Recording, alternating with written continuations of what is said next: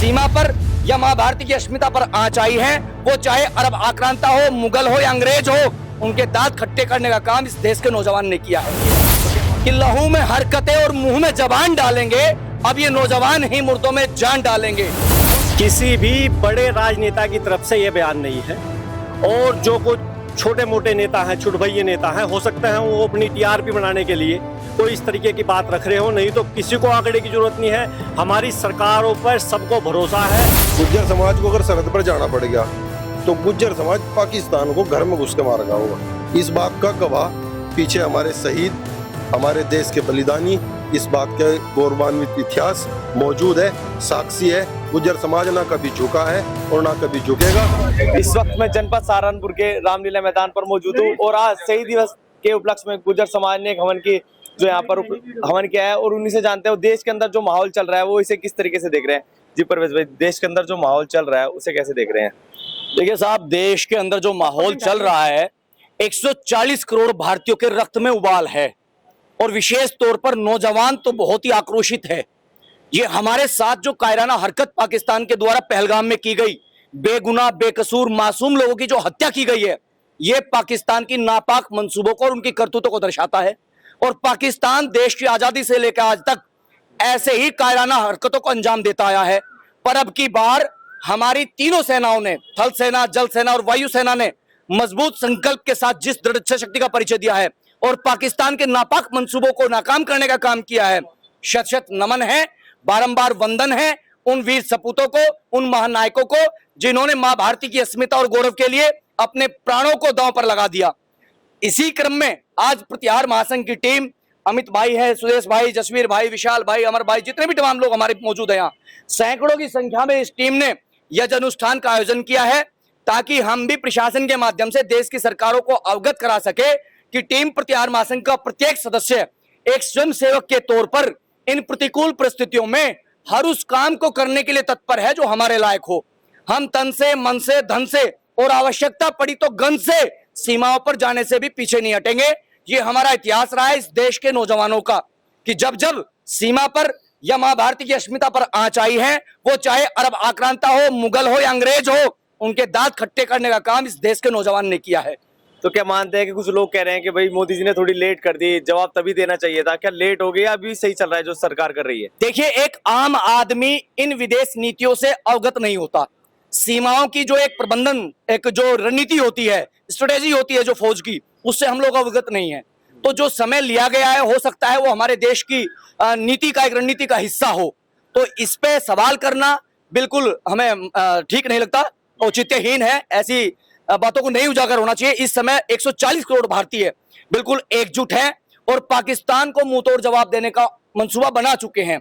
और खास तौर पे बता दूं मैं कि कुछ ये जो नौजवान साथी है कि लहू में हरकतें और मुंह में जबान डालेंगे, अब ये नौजवान ही मुर्दों में जान डालेंगे। और पाकिस्तान की इन हरकतों को, इन मंसूबों को नेस्तनाबूद करने के लिए जिस तरह से हमारे चीफ डिफेंस सिस्टम ने, तीनों सेनाओं ने जिस शौर्य, पराक्रम और साहस का परिचय दिया है, 140 करोड़ भारतीय नमन करते हैं, वंदन करते हैं, अभिनंदन करते हैं और स्वागत करते हैं अपनी सेनाओं का।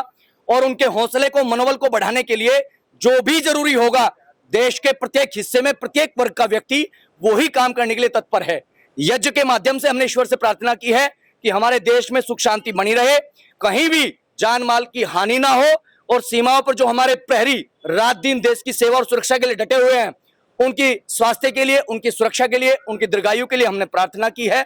और जो आज हम लोग चैन की नींद सो पा रहे हैं, इसके विषय में कहना चाहूंगा कि शहादत के फलक पर असंख्य सितारे हो गए रोशन, तब जाकर सरहदों से अमन के पैगाम आए हैं।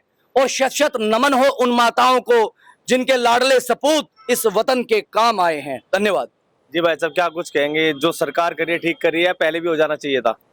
देखिए, सरकार जो कर रही है उन सब परिस्थितियों का, उन सब प्लान का तो सरकार को पता है।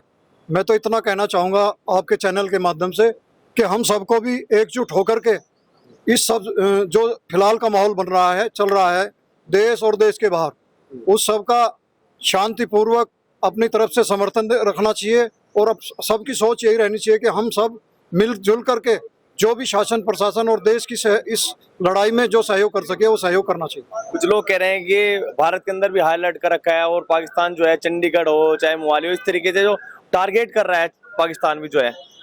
देखिए, जो भी शहर या जो भी जगह टारगेट पे होंगी वो हमसे अच्छा हमारे देश की जो एजेंसियां हैं वो जानती होंगी और जो सरकार वो जानती होंगी। जो भी है वो कहीं ना कहीं तो ठीक होगा ही, ये सब की जानकारी उन्हीं लोगों को।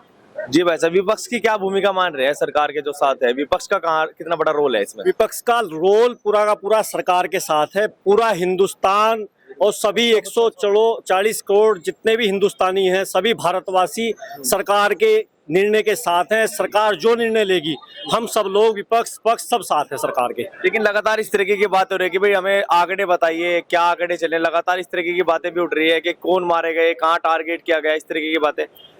किसी भी बड़े राजनेता की तरफ से यह बयान नहीं है और जो कुछ छोटे मोटे नेता हैं, छुटभइये नेता हैं, हो सकता है वो अपनी टीआरपी बनाने के लिए कोई इस तरीके की बात रख रहे हो, नहीं तो किसी को आंकड़े की जरूरत नहीं है। हमारी सरकारों पर सबको भरोसा है। सरकार के और खासकर हमारी सेना का जो भी निर्णय है उस निर्णय के हम सब लोग साथ हैं। उनके पराक्रम पे, उनके शौर्य पे हमें पूरा भरोसा है।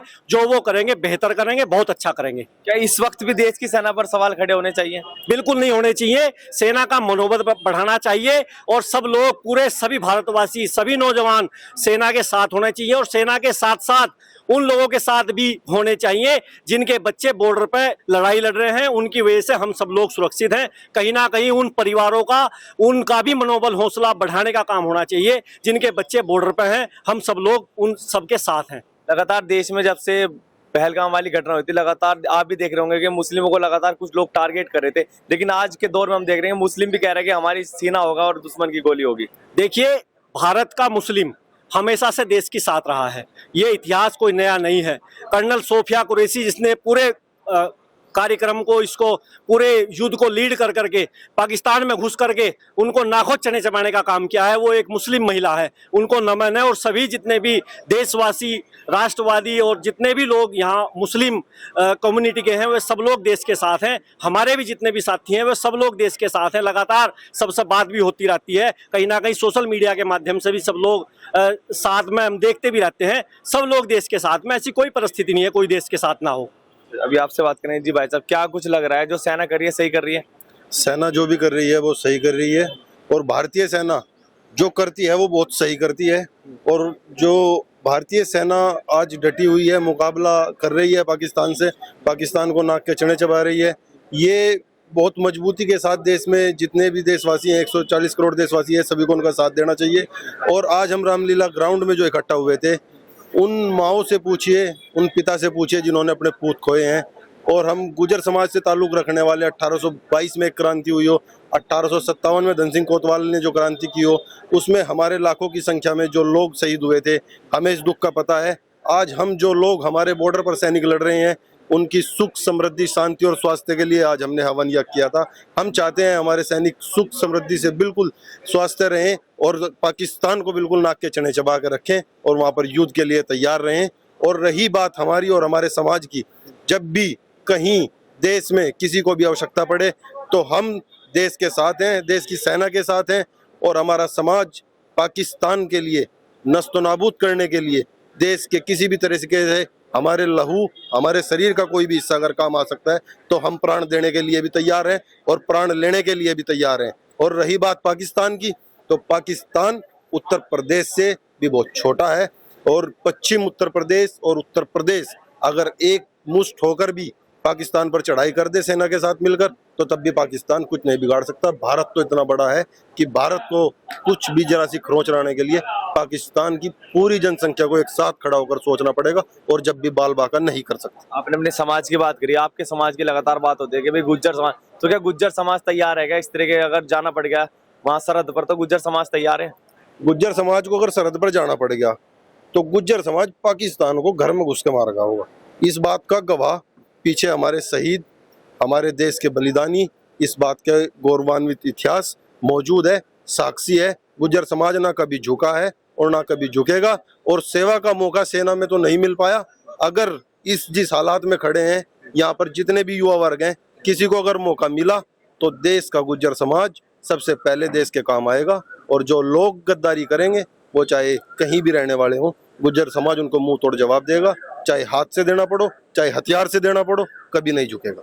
जी भाई साहब, क्या कह रहे हैं? गुज्जर समाज के जो युवाओं में अलग ही जोश है, देखने को लगातार मिल रहा है। तो क्या जो देश का माहौल चल रहा है, क्या गुज्जर समाज तैयार है?